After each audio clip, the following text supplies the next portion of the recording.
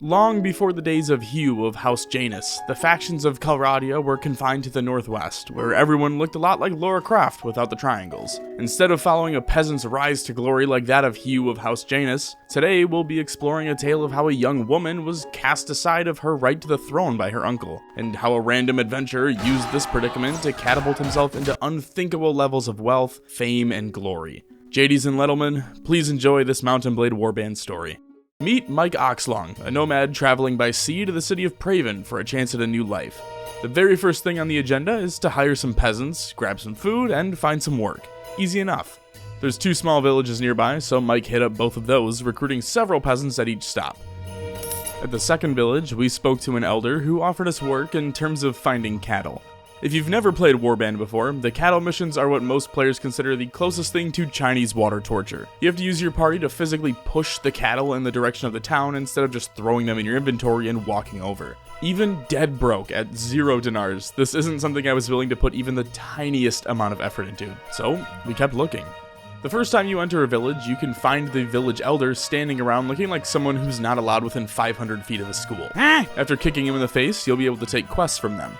It just so happens that everyone in this orange country has an overwhelming need for cows, and I don't even have the patience to deal with that. As it turns out, that sentence had way more truth to it than I initially thought. Out of the first 6 villages Mike hit up, 4 asked for cattle, and 2 said they didn't have any tasks at the moment. Eventually, we just decided to start hunting bandits. At least this way, we could get some cash to start with and then work up from there. Just outside of a nearby city, we found a group of 10 forest bandits, bringing us to our first battle.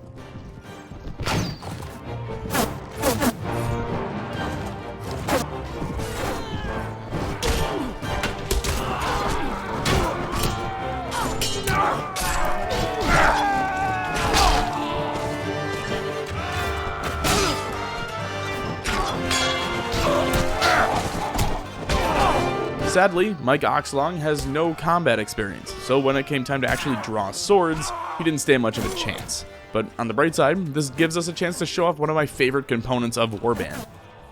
When your main character goes down, and make no mistake, they will at some point in the playthrough, you can continue fighting as a recruit in your party. This will continue until your entire party is defeated, meaning you're never just at the whim of AI, the way that you are in Bannerlord. Because of this feature, we were able to rally behind a farmer and his club, walking away victorious.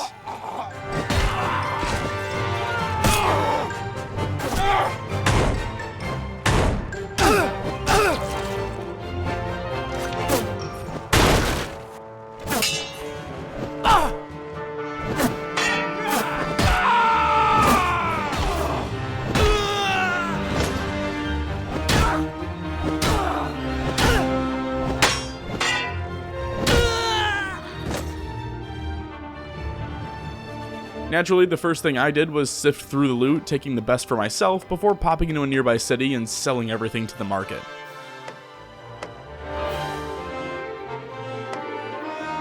After buying some bread and chicken, we were up to over 560 dinars and looking more homeless than ever.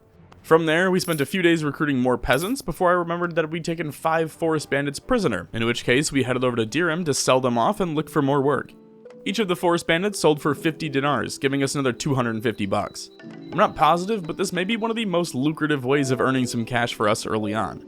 With some money in our pockets now, Mike Oxlong brought a round for his men and spent the night in Dirham, allowing his injuries to heal some more before heading out the next morning. The only real complaint I have with Warband right now is the fact that there's only 2 speeds to move at. This is the default speed, but you can also hold control and space to speed up time. The issue I have is that I'm just used to Bannerlord where it's a keybind and you can toggle it, versus Warband where it needs to be held down the whole time. It's not the end of the world or anything like that, it's just a minor inconvenience that I struggled with throughout this playthrough.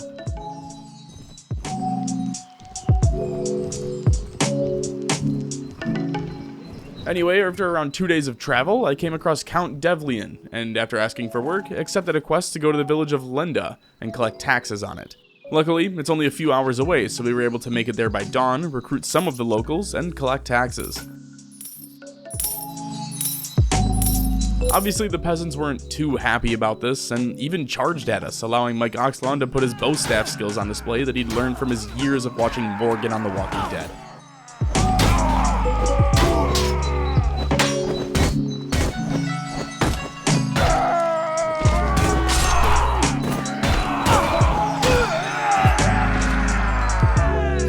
total, we collected 2,656 dinars from Linda. With our share, that should net us a little over 500 dinars. Not bad for beating up a few townsfolk. Now all we need to do is find Devlian. Another goated feature in Warband is the ability to find where nobles are just from talking to others. In Bannerlord, you can just open a menu and check, but in the olden times, we had to rely on word of mouth and tracking. While hunting for Devlian, we encountered a group of 12 deserters who engaged us for some reason. They have much better gear, obviously, but we outnumber them almost 3 to 1.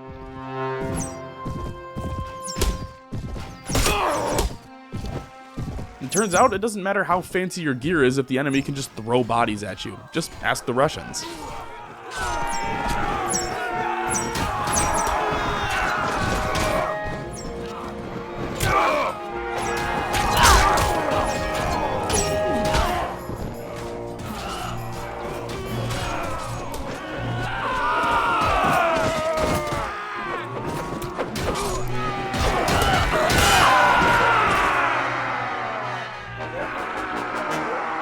We were able to take 5 more prisoners, which we dropped off at the tavern in Dirham. These guys sold for over double what the bandits went for, bringing us to over 3,500 dinars, though it's important to remember that over 2,500 of that belongs to another party. After hunting Devlian down and turning in the quest, we immediately accepted a second to hunt down a fugitive hiding in the town of Yergar. This was a really simple quest. All it took was riding around the town until I found a nervous man, who immediately became hostile towards me. And just like that, we're 300 dinars richer. Now that we've got some cash, it's time to check out the tournament scene in Warband. Mike Oxlong has been itching to throw his money away ever since his FanDuel account was soft-locked after losing 20 straight 15-leg parlays. The tournament was fairly difficult, to be honest, but I'm not sure if that's just because Mike Oxlong doesn't have that much combat experience or if I'm just ass at the game. I'm guessing a bit of both.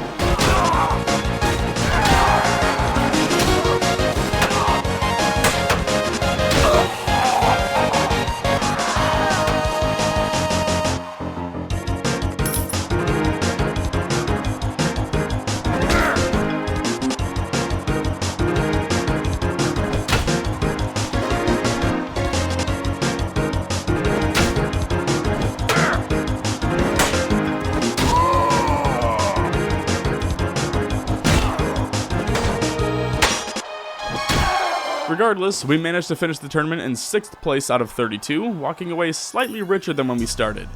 We still need to get our renown way up, so for now, it's back to grabbing quests from the nobles in the area, effectively becoming the errand boy for everyone. It wasn't all bad though. After cosplaying as Postman Butters, I accepted a quest from Count Delinard to locate and destroy a bandit camp, which is always a good time. I spent the next few days scouting the nearby mountains, since duh, like mountain bandits, it's in the name. So you can imagine my surprise when after 3 days or so, I still hadn't spotted the camp. At that point, I decided to attack a small bandit patrol to see if I could get any info that way.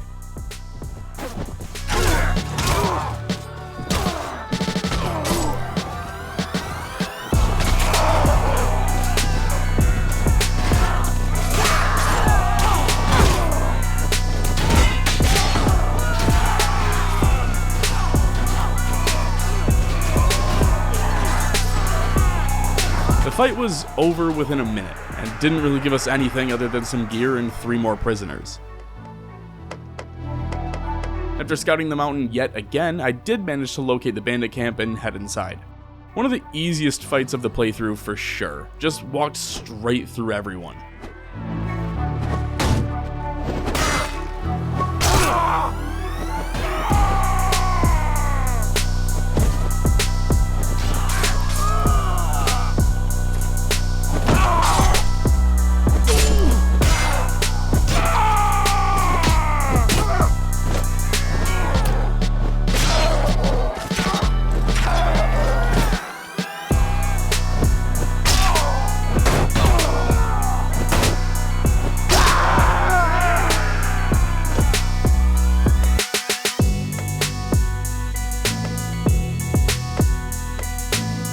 With the bandit camp defeated, we just need to find Delenard now, so it's back to the nearby city to see if there's been any news of his location. I have no idea how, but somehow Delenard managed to just outmaneuver me and make it back to the city by the time I'd gone back for an update, which allowed me to just turn in the quest there. The payout for the bandit camp was massive. I jumped up 3 levels to level 6, doubled my income, and earned some more renown. After cashing in on the bandit quest, Delenard offered me a 1-month mercenary contract which pays 250 dinars up front and then additional weekly payments. The contract can be renewed on a monthly basis, so this just seemed like a great way to increase my relations with some of the nobles while still giving me an excuse to fight in some battles. After accepting, I put all 3 of my skill points into trainer so that my soldiers gain XP daily. I have a decent party of close to 50 men, but they're all either recruits, militia, or footmen at the moment. Don't really stand much of a chance in an actual battle. Another thing I absolutely love with Warband is that there's books for your character to read during their downtime.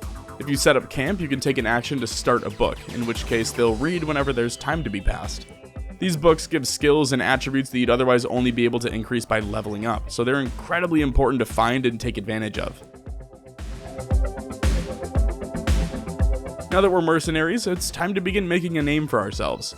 Swadia is currently at war with the Rotox, so I found the closest village that wasn't already looted and burned it to the ground. This is another fantastic way to earn some cash and get your full share of loot, since you can still walk away with things like velvet, wool, oil, all that good shit, and then you can just sell it at a market, which is exactly what I did.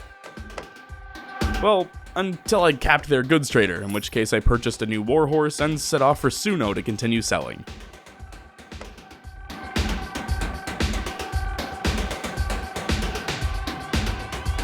This turned out to be one of, if not the best decisions of the entire story. Allow me to explain. After selling the rest of the goods, Mike headed to the tavern, only to discover the one companion that I've been advised to hunt down against all odds. Jeremis is a surgeon. I am a surgeon! And from my understanding, one of the best injury management companions in the game. So to find him by pure chance after having to move to another city to continue selling goods from a village I raided, it's just one of those ripple effects that goes to show you never know what the consequences of one action can bring. While roaming the lands, I noticed that a war party of ours was beginning to siege a nearby castle, so my Oxlong party decided to join in. In reality, this is just a bunch of sitting around and waiting, which is why it's always a good idea to have a book or two. Of course, as soon as I say that, the war party just kinda charges in, so let's get into the first assault of the story, shall we? It doesn't look like the group has any siege equipment, so we'll have to rely on trusty old wooden ladders to take the walls with, all while the firebenders rain hell down on top of us. I tried to just stay patient on this one. I was so used to Bannerlord where you can just push through everyone and then run away, and that just doesn't work in Warband. I do really like how you just walk up the ladders though. It makes the fights happen much faster instead of just standing near the ladders and waiting.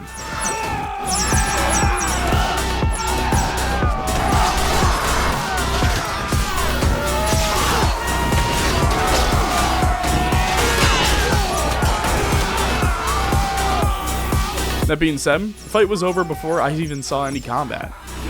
There were only 45 enemies defending the fortress, so once we breached the wall, it was over for them. Since I didn't really earn anything from the siege, I tried to follow it up by raiding a nearby village, only to be stopped by a party of close to 150 men. Seeing no way out of this, Mike left around 20 of his men back and fled. While retreating, a peace agreement was reached, meaning I have no idea what we'll be needed for as a mercenary party anymore, but we'll just keep riding with it for now. While recruiting some more peasants, I accepted a quest to help train the villagers of Yeregar. This is honestly one of my favorite quests in Warband, and one that I wish they would have fleshed out more in Bannerlord. As far as I'm aware in Bannerlord, the only option is for you to give them recruits, which in my opinion is kinda lazy, and this method is just way more fun. Basically what you do is train them for a set amount of time, and then have them engage you in a practice fight. You kick the shit out of them, then go on to explain to them how and why it happened, before repeating the process. During the trainings, the Nords declared war on Swadia, so it looks like the country will have some use for me after all. But until then, it's back to beating the shit out of the local peasants.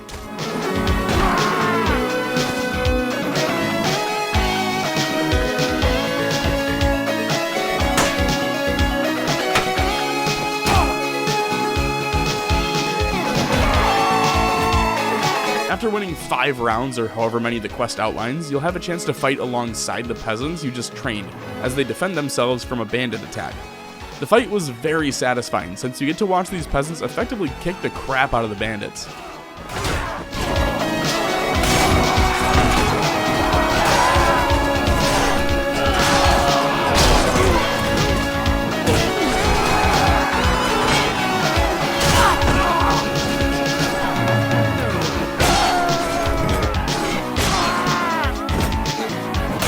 My favorite part is that after the battle, the quest is completed, and then you can just recruit more townsfolk. So I always like to think of it like you just trained all these guys up and then went, alright, so you want to follow me? And then they all just immediately leave the town they were training to defend.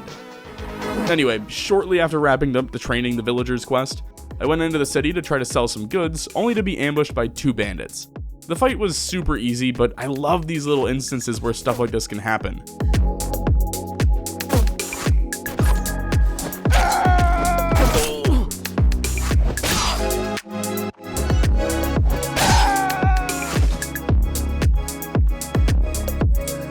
After taking out the bandits, I began slowly making my way over towards the Nordic border, where I came across a battle between Count Rias and Jarl Bulba. Since I'm still under contract, I chose to hop in and help assist Rias in battle. The formation and movement options are much weaker in vanilla Warband than they are in Bannerlord, but that's alright, we'll make do with what we've got. You wanna see what a crossbow volley looks like?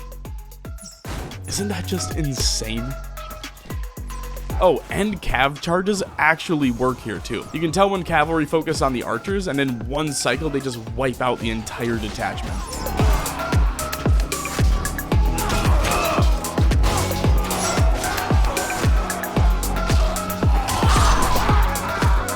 All in all, a very fun battle to take part in. It makes me excited to see what we can do once our troops are a little more well trained and we have some better gear at our disposal.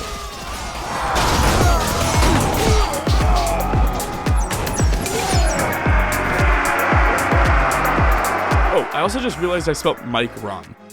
Don't know how I fucked that up, but it is what it is, I guess. Speaking of better gear though, I rode all the way out to Dirham and found a chest plate that doubled my armor, so I ended up spending most of my cash on that before heading back out in search of a fight. It looks like several nobles are sieging a castle on this side of the front lines, so I made the decision to ride all the way to the complete opposite end and raid the nearby town of Alderaan. Which I know sounds like Alderaan, but it's not. This isn't Star Wars. I promise Mount&Blade has better storytelling than somehow Palpatine returned. Anyway, the raid went smoothly, but we did piss off the surgeon. I'm gonna have to find a way to keep him happy so he doesn't just leave, because it'd be a real pain in the ass to have to find a replacement. Regardless, we were able to sell everything over at the city of Praven before heading out in search of more combat. Similar to Reese, I stumbled upon a battle with Count Place and Jarl Eric, and decided to hop in. I'm wielding a sledgehammer now, so I want to see just how much damage I can do with that. It's hard to tell how effective I am in combat, but I don't really care, as long as we keep winning battles, to be honest.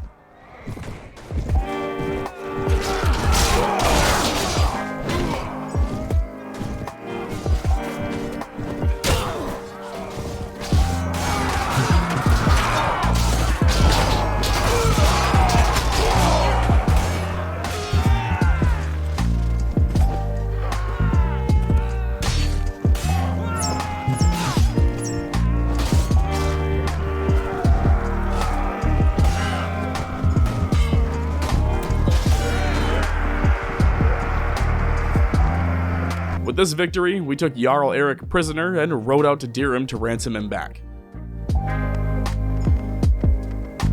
It looks like the battle wrapped up at the perfect time though, as King Ragnar came barreling out of the tree line just as we picked up speed again.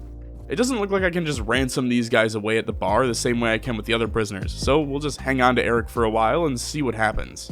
Naturally, whenever I have any spare change, I've just been spending it on upgrading my gear and buying things like this dope-ass helmet here. We're approaching that point in Warband where there's this lull between the early and mid game where there isn't really much you can do.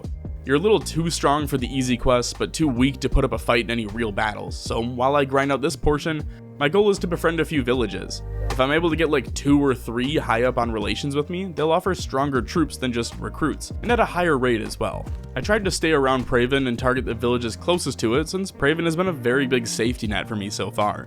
The issue is that all of these villages want to do is make me run cattle, and I refuse to subject myself to that kind of grind. As it turns out, that seems to be the only thing these villages give a shit about, so it looks like I'll be putting this on hold because it's driving me nuts. Instead, I figure I'll travel around and help out the nobles. Since we're at peace again, everyone just kinda hangs out in their castles, so they're all relatively easy to find. The quests are usually a bit better than gathering cattle, so I look at it like doing a few easy chores to drastically boost relations with everyone.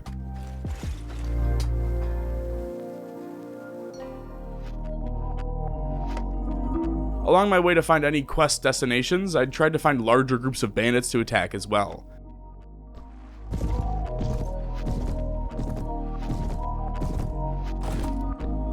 These were usually clean wipes, but I had a ton of fun just letting my archers delete entire waves of enemies.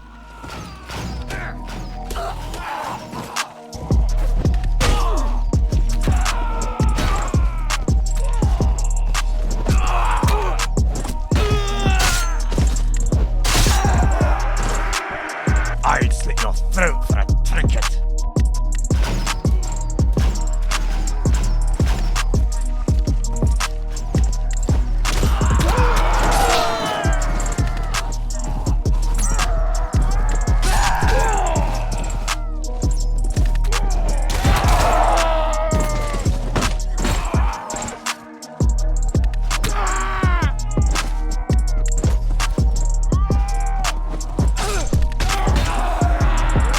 There's a definitive win-lose component with the tax missions though, because you basically force these poor villages to give you everything they have. And then when they attempt to fight back, you slaughter like half the village.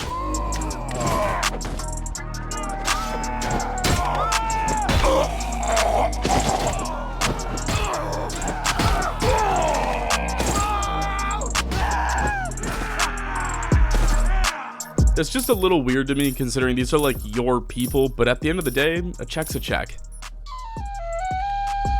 Especially when your cut ends up being almost 1k to beat up some peasants.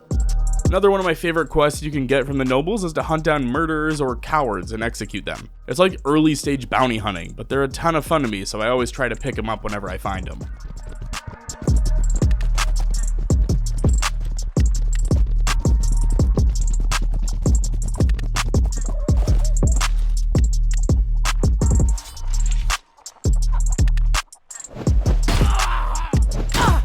The quest completed, I made a quick pit stop to sell off my prisoners before heading back to the castle and meeting with Count Harengoth. Back at Praven, I finally got to meet the great King Harlos. Well, maybe great is too powerful of a word for him, but he's just this fat dude who hangs out around Praven while the Nords burn all of his villages down. Outside of that though, nothing much happened over the next few days. I got into a bar fight, but that was really it. Just pass the time by taking villager quests for things like supplying grain and whatnot. It's almost harvesting season! After a few weeks of just dicking around, I stumbled across a group of 27 mountain bandits, which I thought was just a massive group, especially so early on in this playthrough. So, enjoy the battle.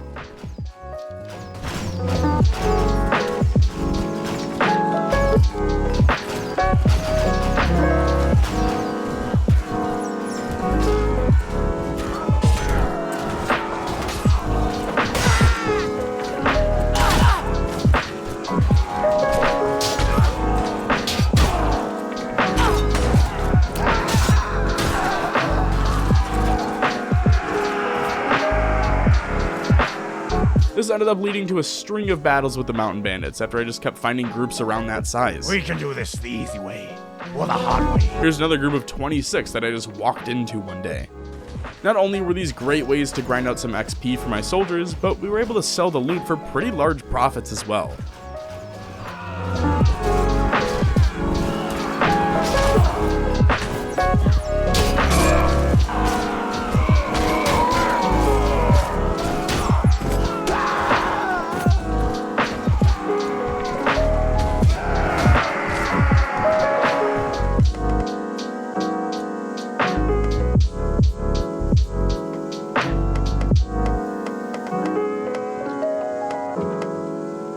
After several weeks of aimless wandering, my mercenary contract has officially ended. I was offered another 1-month contract, but chose to opt out and explore the land some more. Before I got the chance to do that though, I noticed a tournament taking place in Praven and decided to give it another go. I'm still trying to get a better understanding of these tournaments compared to Bannerlord. If I'm doing this correctly, each participant gets points per kill. Those are scored on a round-by-round basis, but the winner with the most points then wins the tournament, earning renown, dinars, and XP. It's a bit different than the Bannerlord approach of just win the round, but at the end of the day, if you win each round, you're gonna win the tournament, which is exactly what happened here.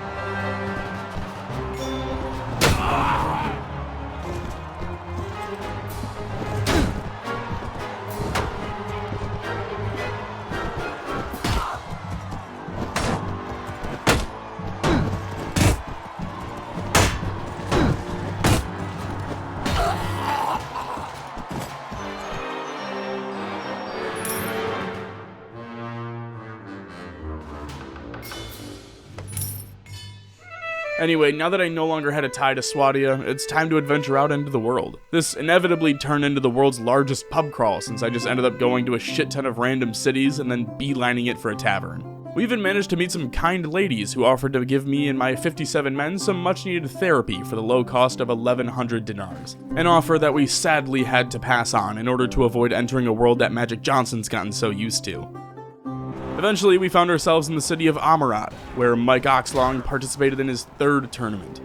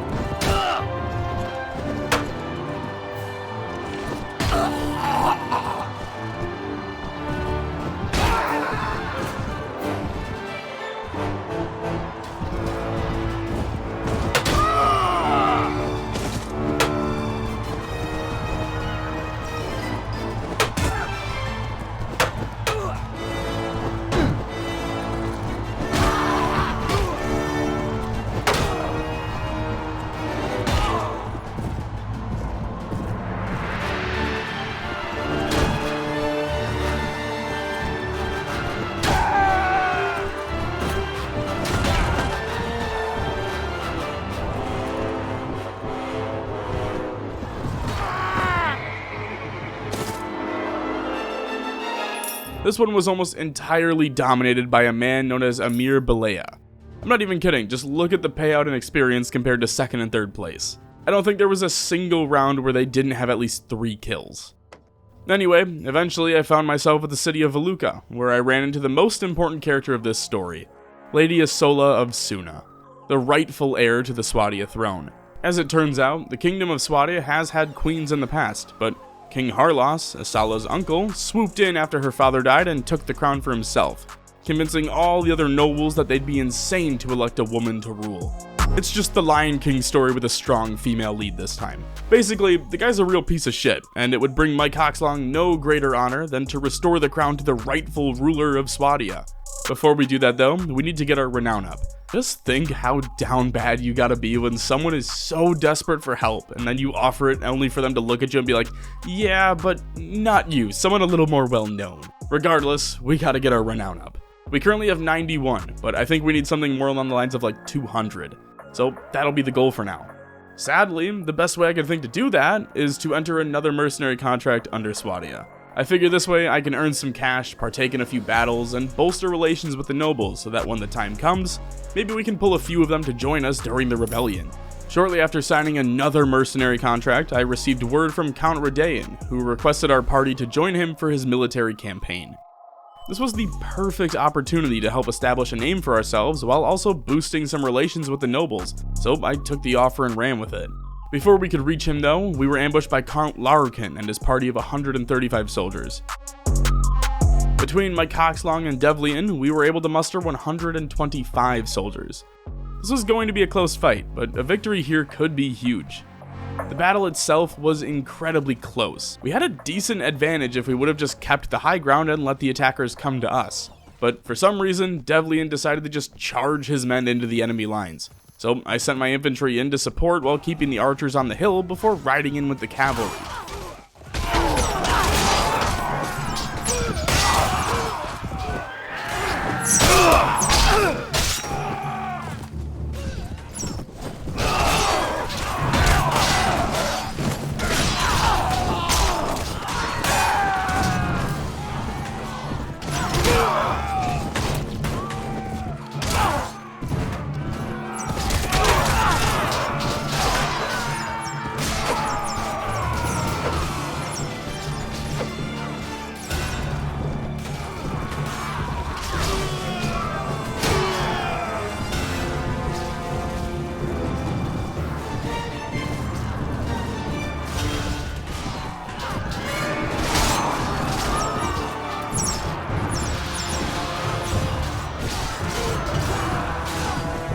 By the time I realized what was happening, it was too late. In less than a minute, our entire infantry had been decimated. The enemy had way better weaponry than us, and even with the cav, it was a losing effort.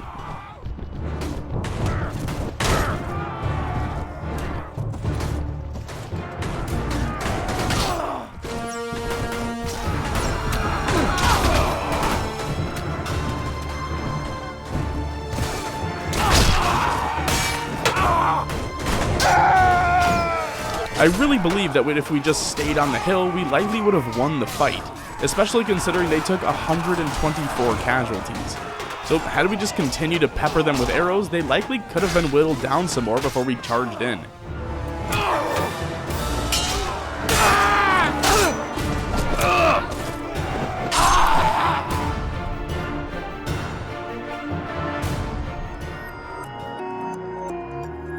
We were taken prisoner, but I managed to escape after only a few days and began the process of building my party back up. One thing I did notice is that they took my chest plate. Like, I still have my weapons and my helmet and all that, just no more chest armor, which I thought was just really weird and funny. The big annoyance for now is going to be getting all these recruits back and then training them up to actually be viable in fights. We're also getting targeted by bandits again, so that might help a bit.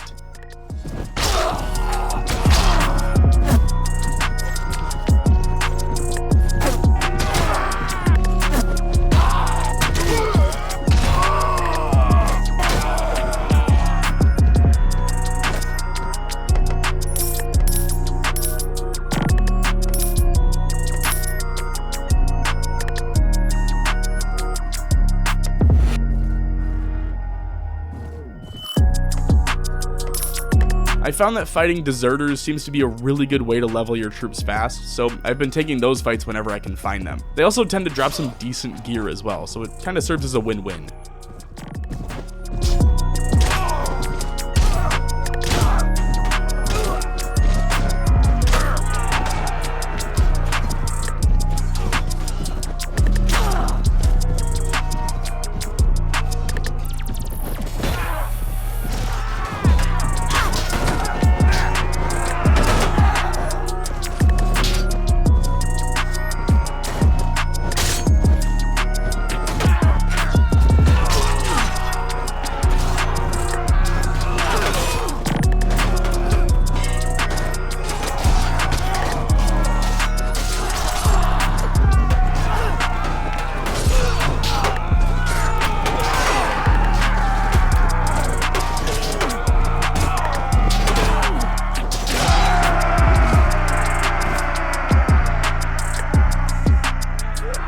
The biggest downgrade from losing the fight to me wasn't even losing the fight, it was the fact that I had another chance to partake in a castle siege and lost out on it purely by bad luck.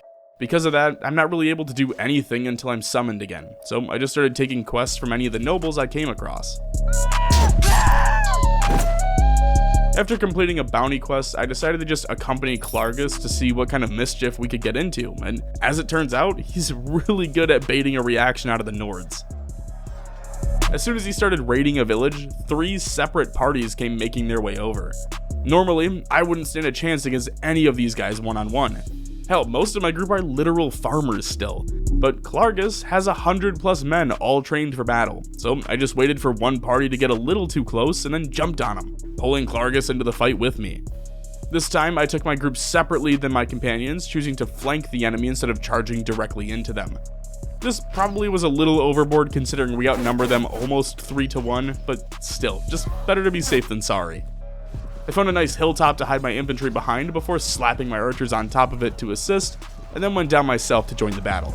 Like I said earlier, Clargus' army is built for combat, unlike mine, so instead of a decent fight, they kinda just steamrolled the enemy, killing all but Jarl Aiden himself.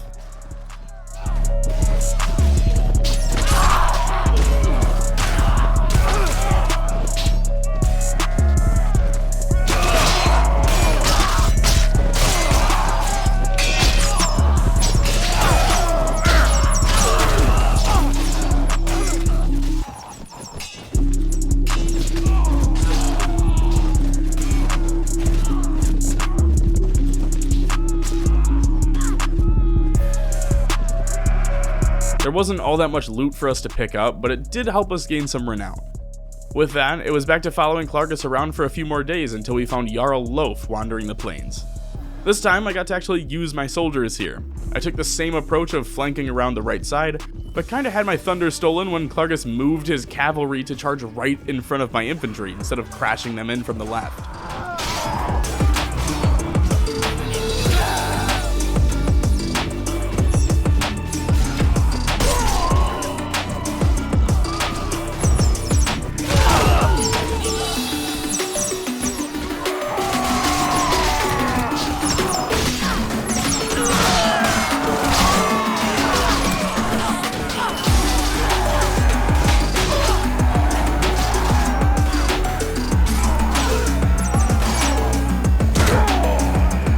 Regardless though, we still won the battle pretty handedly. I'm only earning 2 or 3 renown from these battles though, so I began making my way to Dirham to join another tournament, since I can earn like 30 renown from winning one of those, compared to the 3 that I'm getting from winning battles. Right off the jump, I got stuck in a fucking wall and just got insta-killed, so that was great. Good start, good start.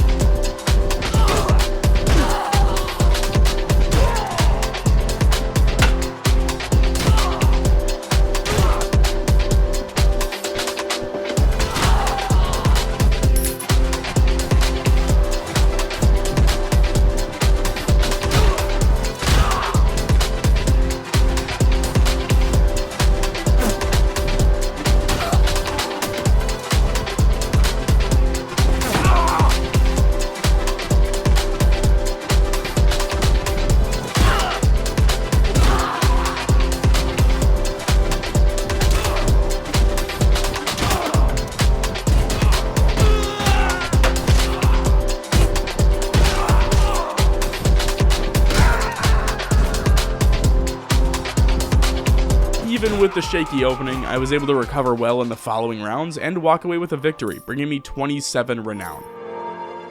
Come to think of it, maybe the story arc of Mike Oxlong isn't even becoming a valiant warrior. It'll just be him becoming famous for fighting in tournaments.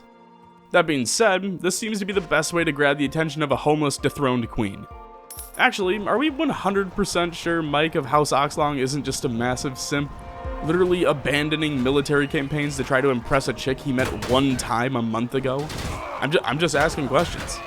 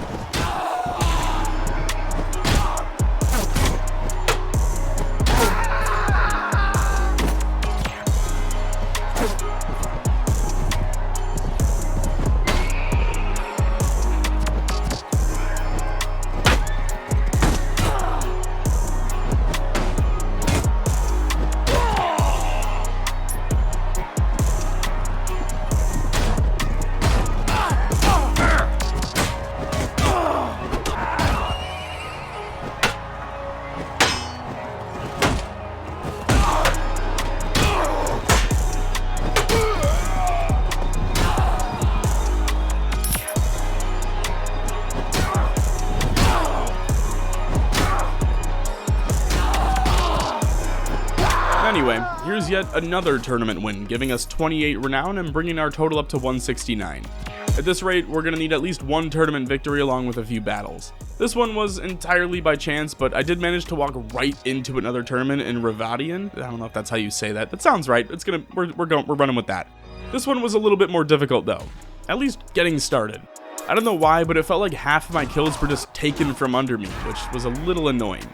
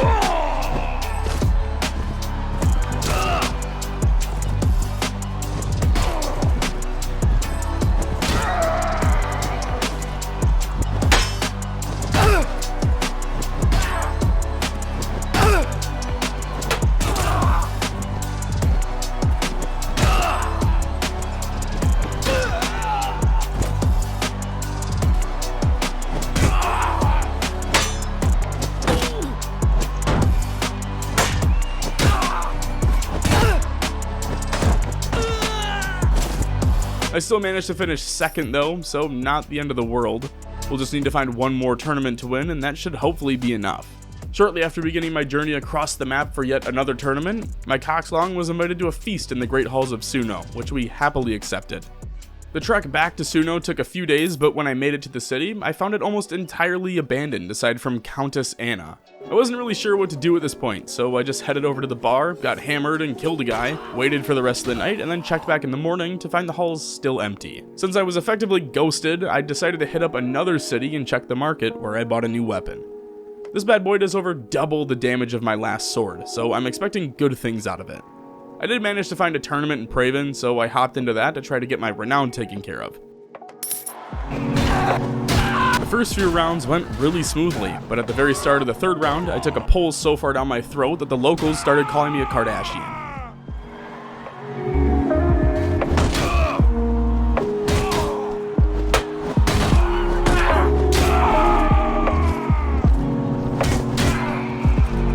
Luckily, I was able to recover and ended up winning the tournament, bringing me up to 222 renown, which should be more than enough to get started.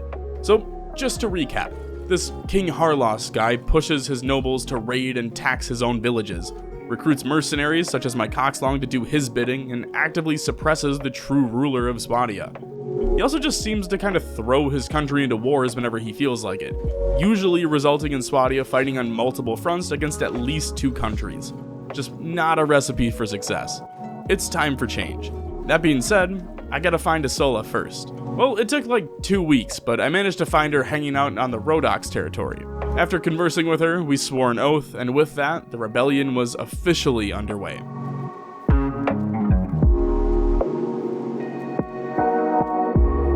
All things considered though, it's an uphill battle. We can have a small party of sub-70 men, and are tasked with sieging castles and cities of hundreds of soldiers. We're gonna need some allies. My first attempt came when Count Rafford chased our party down. I really thought I'd managed to convince him, but at the last second, he backed out, leading to a battle between the two of us. Initially, I thought we were holding our own during the battle. I wasn't expecting us to win by any means, but I really thought we were gonna put up a decent fight, especially after wiping the cav charge right at the start.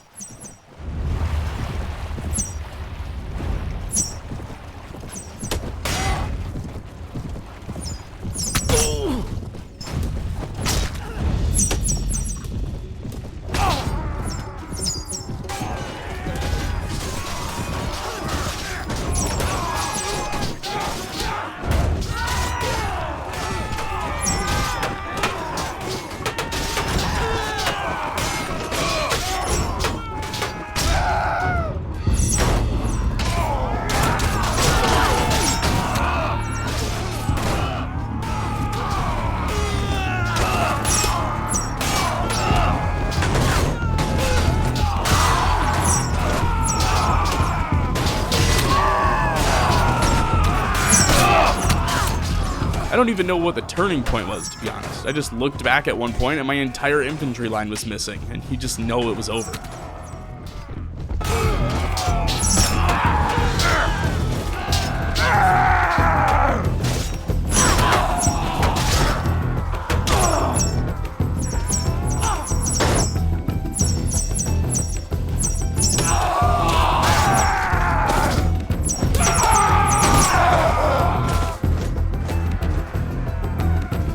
Once we escaped from captivity, the goal was to rebuild as fast as possible.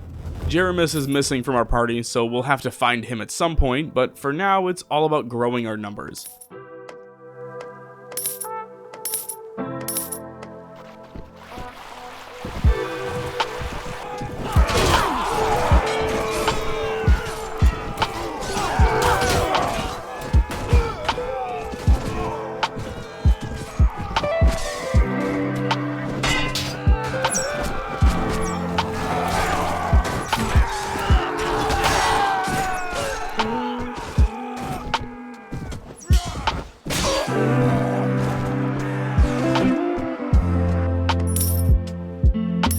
It took about a week, but I managed to regrow the party to 110 soldiers.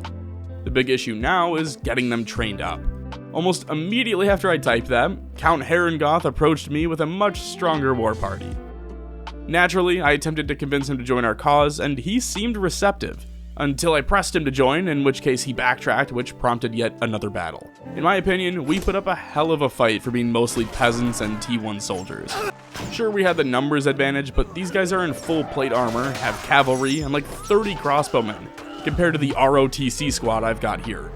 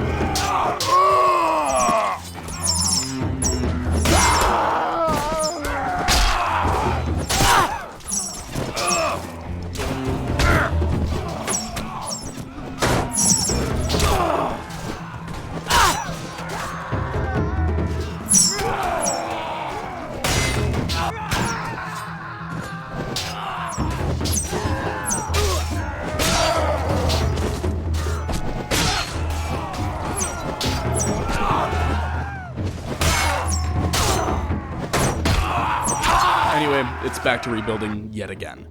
And early on, I stumbled onto a town ravaged by bandits, and was able to take them out with a group of peasants to help level my men up.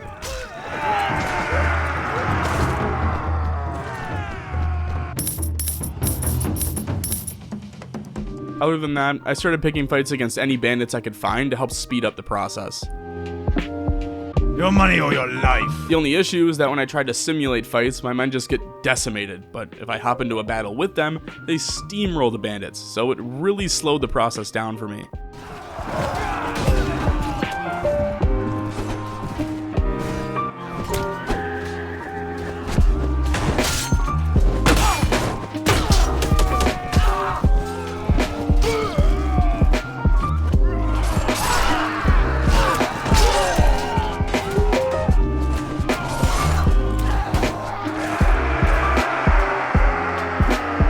On top of that, I'm burning through cash, so I have to start raiding towns.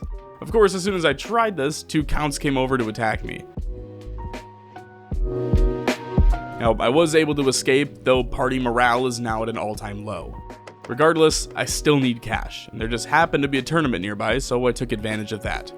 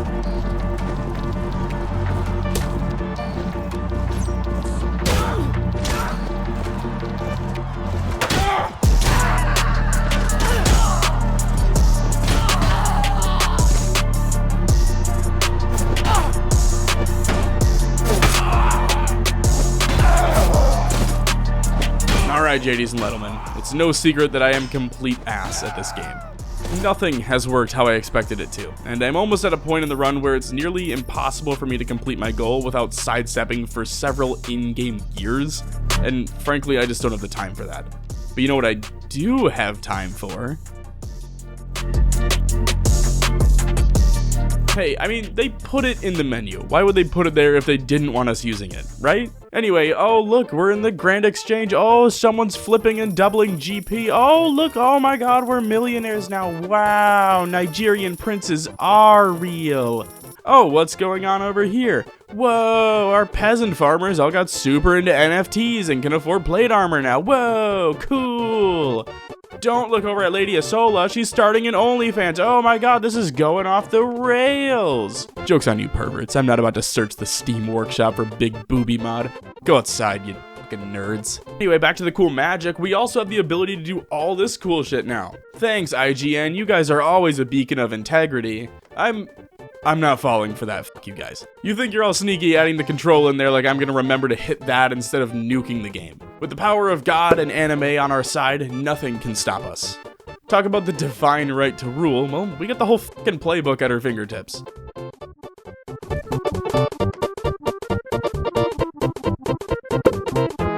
Oh hell, Count Rafford, remember us? Oh no, they're all getting typhus or some other funny sounding disease. Damn, well at least they tried. Alright, time to siege. Well, that was easy. It's almost like we're all cheating with how easy this is. I don't know, it just seems like they're all falling over before they even get a chance to defend themselves. It's weird. Anyway, I gave the castle to our great queen Asala because I'm a gentleman. That being said, the rest of these bitches are mine. After winning the castle in a totally legitimate siege, I actually won a battle. Like, a real one this time. We steamrolled them so bad, I even had to stop and grab some screenshots of Mike Oxlong so we could all bask in his glory together. While sieging yet another castle, Harengoth grabbed a small army to return to the initial castle we took, who tend to take that back. During this little kerfuffle, the fucking Rodox, the dudes who were housing Lady Asala way back then, declared war on us because they're scumbag losers. Anyway, they took the castle back and even tried to swing over to our siege at I don't even know what I wrote in these notes. Vincord Castle, is that how you say it? Hey, guys, name normal names for our castles, please. Luckily, the bubonic plague is a thing if we want it to be, so we don't have to concern ourselves with petty squabbles. Believe it or not, but some of these sieges are legit. Sure, all of my soldiers are on copious amounts of methamphetamine, and we're being funded by Nigerian princes and RuneScape scammers, but the battles themselves are still playing out fairly honestly, for the most part. Mainly because I really enjoy the combat in Mount&Blade games. I know it sounds funny, because like all integrity is out the window at this point, and you kind of just have to believe me, but at least some of these battles are legitimate, even if all my soldiers are max level.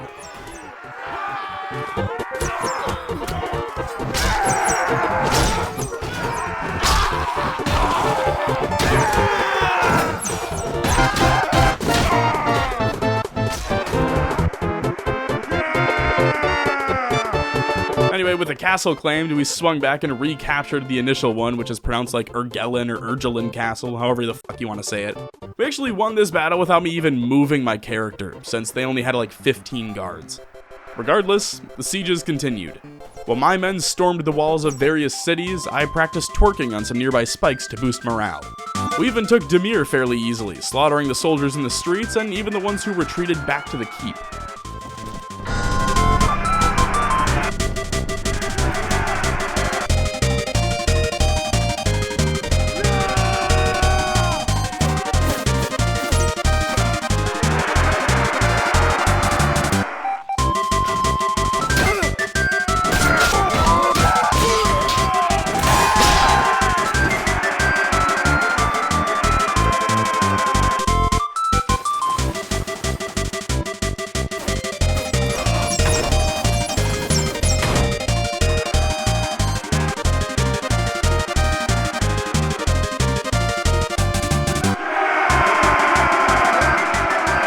By the end of July, all that remained between us and total victory was the city of Suno.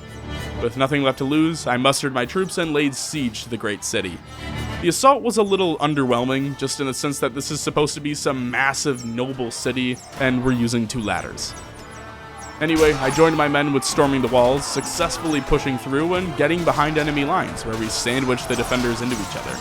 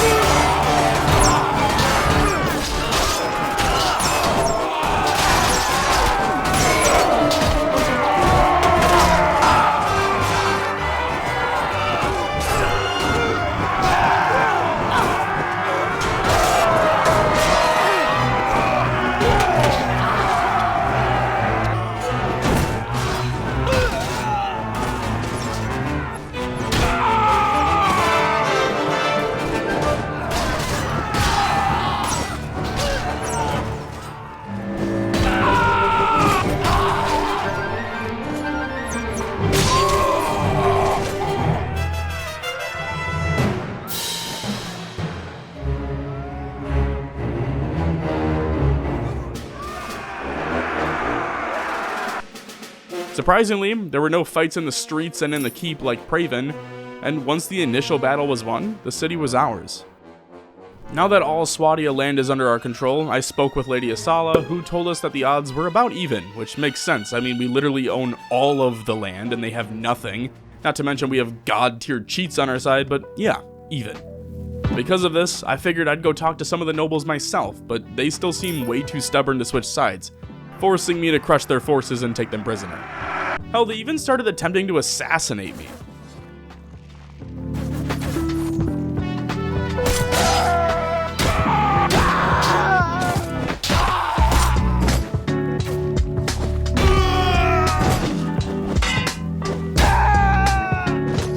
A few days after owning all of the property, I noticed that Count Reese had defected to our side, so maybe it's as simple as just waiting around for the enemy to get pissed off. That being said, I was able to recruit Count Raffar to our cause, so we are slowly growing. Looks like we're up to 4 lords at the moment, so I'm just gonna give it a few weeks and see what we end up with. Alright, well, looks like we did it. With nothing left for the nobles to do, they all just kinda converted over to us one at a time until we kinda just outnumbered the king. Lady Asala thanked us for all of our difficult and hard legitimate work, and then went on to reclaiming her kingdom, and then we all went back to Suno. It is here that my Oxlong journey shall retire. I know this probably wasn't the glorious follow-up to the Bannerlord video that you were expecting, but I hope you enjoyed at least portions of this. Warband is a ton of fun, but it's a little too in-depth for me, if I'm being honest. I prefer Bannerlord because my big dumb stupid brain just sees 2,000 soldiers fighting and goes, cool! But it's always nice to pick up Warband and go back to the roots for a little bit. I just wanted to say thank you for watching. It's been an honor to make content for you all these past years, so here's to hopefully many more. I'm streaming on Twitch on weekdays in the evenings Eastern time, so if that's interesting to you, you should pop by and hang out for a bit. With that shameless plug out of the way though, I'm gonna get out of here. Until next time, I appreciate you all. Stay safe, and thanks for stopping by.